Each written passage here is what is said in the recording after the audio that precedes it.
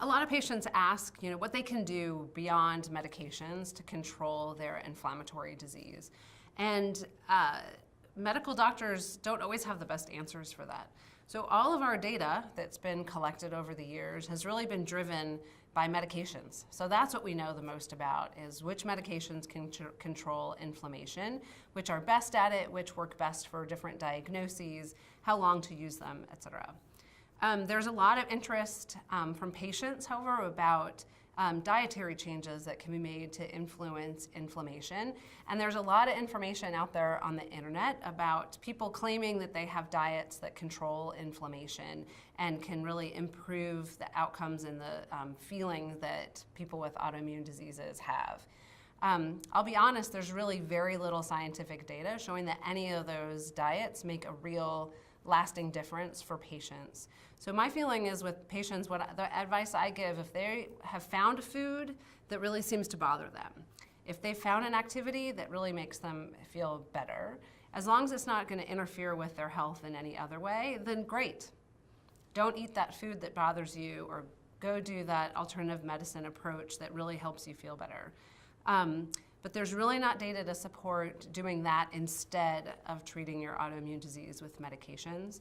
And all of our data suggests that if you're not on medications to control your inflammatory disease, over the long term, you will do worse, and there will be more disability 10, 20 years down the line.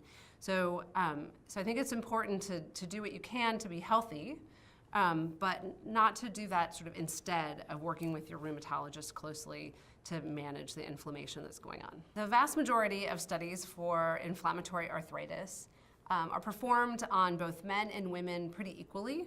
Actually, there's usually more women in the studies than men, just because there's more women with autoimmune diseases, in particular rheumatoid arthritis, than men.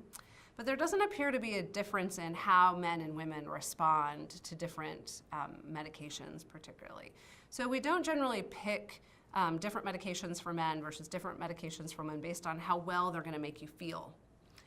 We do, however, need to make some consideration about how we pick medications for women if they want to go on and get pregnant, particularly if they want to get pregnant in the near future. So for patients with inflammatory arthritis who are female and don't really want to get pregnant in the near future, they can really use any medication that's currently approved for inflammatory arthritis. As far as we know at this time, our studies all show us that none of our current medications impact fertility negatively. None of them will cause you to have birth defects later if you're on it outside of pregnancy. So you can take whatever it is that you need to control your disease if you're not trying to get pregnant. Some of our medicines, however, do cause birth defects. And if you were to get pregnant while taking methotrexate, which is really for patients with inflammatory arthritis the main problem, if you get pregnant taking methotrexate, you have a much higher rate of pregnancy loss, about 40%, and you have a higher rate of having a birth defect in that baby. It goes up to almost 10%. So we really strongly recommend that if you're taking methotrexate and you're female, that you strongly avoid getting pregnant. And for most women who are sexually active, well, all women are sexually active, that means using some sort of contraception or birth control.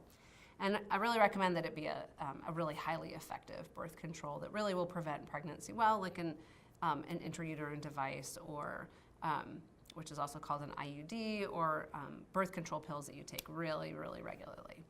So we definitely have to think about the risk of medications to the pregnancy if a woman is trying to get pregnant. We also have a lot of medications now for rheumatoid arthritis and other inflammatory arthritides for which we really don't have great pregnancy data. In fact, we don't really have any pregnancy data for some of these, none that would be considered reliable. It's, the pregnancies that we know about are a small handful of pregnancies that happen by accident during a clinical trial. And so we don't really know the impact of getting pregnant on a lot of our newer medications at this point. We don't know if they increase birth defects. We don't know if they increase pregnancy loss. We just have no idea. For women who fall pregnant on one of these medications, it can be really stressful because you just don't know. You don't know if you've just put your potential infant at risk or yourself. So I really strongly recommend not using medications that don't have any kind of pregnancy safety data in women who are either considering getting pregnant right now or are not using birth control. Methotrexate can cause a range of birth defects, most often abnormalities in the face. The good news with methotrexate is it's not as bad as we thought. So I was certainly trained to think that methotrexate caused birth defects in the vast majority of infants, and that's actually not at all true. 90% of infants that are live born after methotrexate exposure are actually normal.